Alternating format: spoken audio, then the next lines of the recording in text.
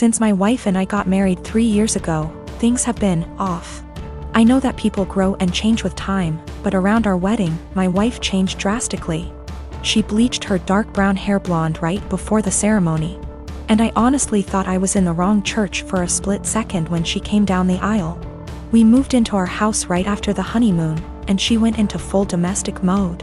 We'd shared cleaning duties before, but once we moved into the house, she became insistent on doing everything before I could even get to it. Since this is our first house, I thought it was some kind of homeowner nesting thing, but it never stopped. Her hair color is none of my business, and I think most people would be happy not to have to clean. So I honestly didn't really think much of either of those things at the time. The big thing has always been how closed off she got after the wedding. When we were dating, she'd tell me long rambling stories about her feelings and rant to me when she was upset and all that.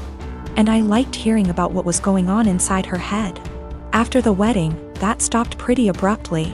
If I ask her how her day is, she will only ever tell me that it was fine or super. She doesn't talk to me about her feelings anymore, ever, even when I explicitly ask, "How do you feel about X?" She also stopped telling me about anything important that happened to her. About a year after we got married, her grandfather died. Did she tell me she'd lost her grandfather? No. She told me that she had to go to a conference for work on the other side of the country, which I thought nothing of. On the second day she was gone. Her older brother texted me to tell me that my in-laws had really missed seeing me at the funeral. When I called her to ask why in the ever-loving hell she didn't tell me, and then lied about it, all she would say was, "I didn't want to trouble you. You have a lot on your plate." After that, she went on a couple of spontaneous family trips. She's really close to her family, so the first time she said she was going camping with her brother at their alma mater. I didn't think a lot of it other than to be slightly disappointed and confused that I wasn't invited, because her brother's cool and the three of us go camping together a lot. But the second time, I started hearing alarm bells. I'd like to say I'm a more secure man, but after the second spontaneous family trip, my wheels started spinning and I started to think that maybe she was cheating. This was a weird insecurity in the back of my mind for a while, since she wasn't showing any other big signs of cheating. She wasn't guarded about her phone and hadn't changed her routine / appearance. A few weeks ago, she told me she was pregnant. I was over the moon about it until I asked her how many weeks along she was, and she nonchalantly said about 12 or 13. She'd been pregnant for like 3 months before she even bothered to tell me. She's not really showing at all, and she doesn't usually drink, so I had been completely in the bloody dark. I honestly hadn't even suspected. That was kind of it for me. I was sure she was cheating, and that it wasn't my kid. I thought there was no possible way that a woman would keep her pregnancy a secret from her husband for 3 months. So I snooped. Yes, I know I was wrong, but I wanted proof that she'd been having an affair before I moved out. One of my best buddies from college is a divorce attorney, and when I asked him what I should do, he sent me the info for a key logger. I installed it on my wife's laptop and was prepared for the worst. Now, I feel like what I found is somehow worse than her cheating. I didn't find any steamy messages, but I found out that she keeps a diary in a Word document that she writes in every day. I know I should have just stopped once I knew she wasn't cheating, but once I saw my name in her diary, I couldn't stop. I read all of it. All 7 separate documents, going back to way before we'd even met. Turns out she's not cheating. She's depressed, hates herself, and has absolutely no trust in me. All of the stuff I've been confused and bothered by has some kind of sad, self-loathing explanation. She hates having blonde hair, but she writes, "I know he'd divorce me if I went back to being a brunette. Because wives are supposed to be blonde almost every week." The "wives are supposed to be" thing is tangled up in everything. She thinks wives are supposed to be quiet, which is why she doesn't talk to me anymore. She thinks wives are supposed to make things easier for their husbands, not harder. Which is why she didn't tell me when her grandfather died. It just goes on and on and on. She didn't tell me when she got a huge promotion and a raise because he'd leave me in a heartbeat if he knew I made more money than he does. Men can't handle that. It hurt to know that she thinks of me as some kind of one-dimensional 1950s husband, and I've been racking my brain to think of anything I could have done to make her think this way. What I can't handle is that she'd lied about the big stuff.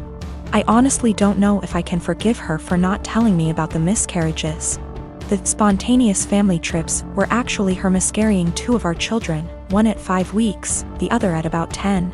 She went and stayed with her parents while she was recuperating, and her brother and sister came to support her. But not me. I didn't get to be there for her, because she thinks I would leave her immediately if I knew that she'd killed our children. She's convinced that she caused both miscarriages because she smoked pot for a long time before we got married. For what it's worth, it sounds like her family tried both times to get her to tell me, but she wouldn't. She finally told me about this pregnancy because her parents threatened to tell me she didn't. I'm just absolutely confused. I don't even know what to think right now. I'm just so baffled because everything she says about me in her diary is insanely nice. She goes on for pages and pages about how much she loves me and how she thinks I'm her soulmate and how she would do anything for me. I just can't understand why she thinks that I would leave her. Knowing that she's spent the last 3 years walking on eggshells around me, convinced that I would leave her at the drop of a hat is just so confusing and awful. I feel like our marriage is some kind of lie. The woman I thought was self-confident and ready to take on the world is actually full of self-loathing and really, really depressed. I don't know her at all. She's been suffering silently with depression long before we met. She has no faith in me, no trust. She thinks that every hug and kiss I give her and every "I love you" I say is a lie. I just don't know what to do. She obviously needs serious help, but I don't know how to get it for her. I can't tell her that I read her diary. If she has zero trust in me now, I can't even imagine what she'd think if she knew if I read 6 years worth of her private thoughts. I feel like I need to get my in-laws on board somehow, but I don't know what to say to them. I know I can't ignore this, but I feel like any move is the wrong move. My wife and I have been together for 3 years. I have a daughter from my previous marriage. She's 14. I also have a stepson who tends to be rude at times but civil enough around adults. He's 16. He and his stepsister get along well. No arguing. No yelling, even better than most siblings I know, which is great, and it's quite a relief to see them loving and respecting each other. We have 2 bathrooms in the house. My daughter only uses the smaller one, since it's always available, unlike the main bathroom that me, my stepson and wife often use. I've recently received some money and decided to renovate the small bathroom that my daughter uses, since she complained about things needing to be fixed. I started the renovation 2 days ago, while my daughter uses the main bathroom as an alternative. There were no issues until my wife pulled me aside saying my daughter's been leaving period products inside the bathroom, and it wasn't right 'cause my stepson would see them. I asked my wife for more clarification, and turns out my daughter gets rid of her used pads by putting them in the trash can inside the bathroom. I told my wife there was nothing wrong with that, so what's the problem? She gave me a look, called me an ignorant, then dropped it. This morning she looked upset and told me my stepson went inside the bathroom after my daughter got out, and probably saw her used pads in the bathroom.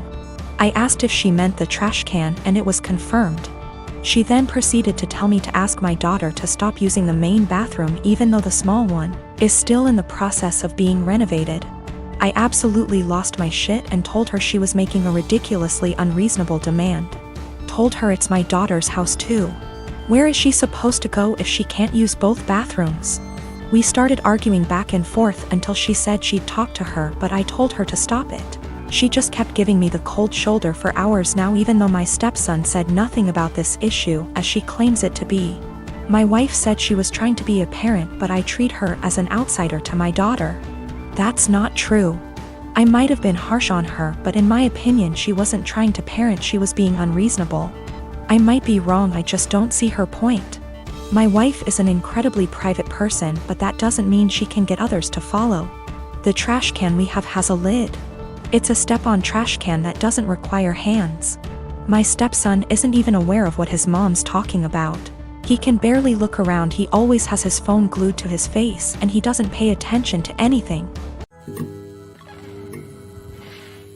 When I was a teenager, my dad bought me a classic 1972 Ford Bronco. It was my true passion, and I don't recall a memory from high school that somehow doesn't involve that truck. Plus my dad and I would spend hours and hours working on it together, and we went through that especially father/son rough patch. When I was teenager, it was always that Bronco that brought us back together. I made a huge mistake and sold the truck when I turned 19, and my dad died of a heart attack 2 months later, so while not logical, I've always felt a karmic connection between the two events. We had a baby in early February. She is our first and the light of my life.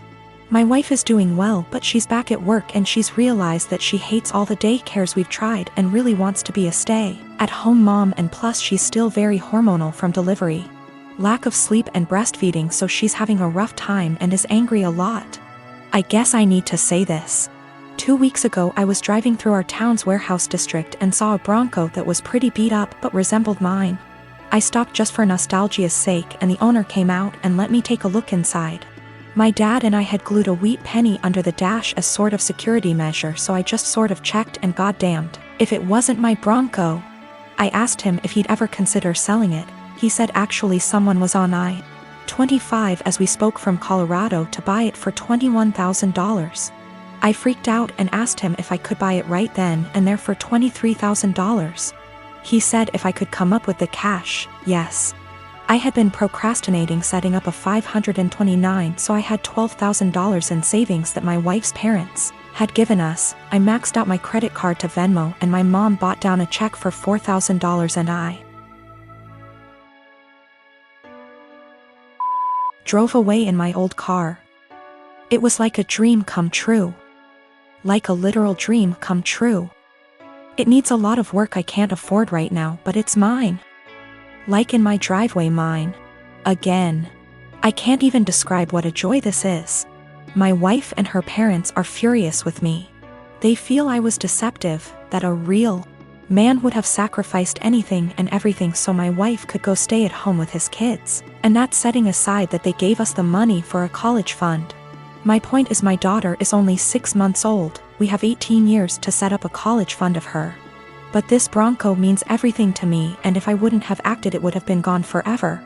Now it can be that same connection between me and my kids. To me, it's the literal meaning of happiness. I talked with my mom, and she is basically going to buy the Bronco from me in order to refill the college fund and pay off the credit card. The $4,000 will be a gift, and she's going to give me whatever I need to restore it. She's always been awesome to me, and she's rather the money be spent now than wait for me and my sister's inheritance. I didn't tell my wife that my mom bailed me out and lied and said I found a buyer for the Bronco. I'll figure out how to cross that bridge when I get there, but my wife was so relieved that I had come to your senses. I don't want to disappoint her. It's going to take all my lying skills to pull this one off over the next few years. I live in an apartment on the ground floor of a house that was converted to apartments. My neighbors, one street over but the back of their house faces the back of the house I live in, can see my whole backyard and vice versa.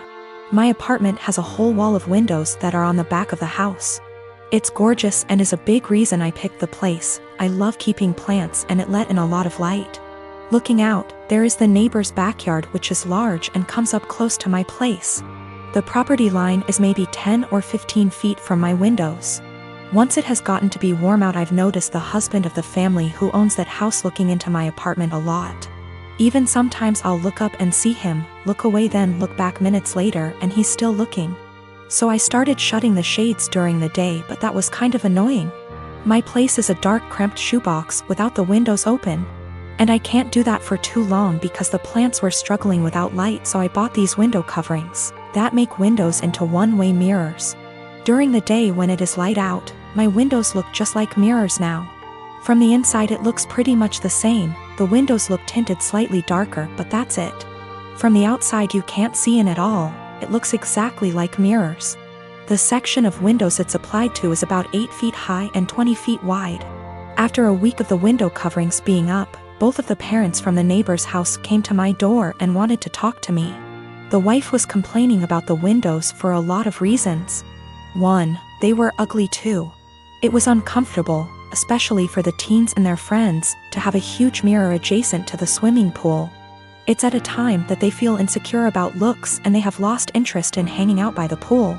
3, in the afternoon and evening, it was reflecting a lot of extra sunlight into their backyard. They couldn't enjoy eating dinner on the back porch with the sun in their eyes. I said sorry about the inconvenience, but I wanted it for privacy. They both pushed back on that some, and I said that I needed privacy because of the husband starting. He started denying it in front of his wife, and so I took out my phone where I'd taken pictures and sent it to my group of friends.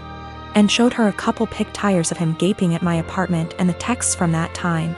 He got mad and said he incidentally looked over, and the 8-foot by 20-foot mirror was a crazy overreaction. I said that I'd like to keep it, and that I was sorry, but frankly this was avoidable. I think they're both mad because they called my landlord, who brushed them off.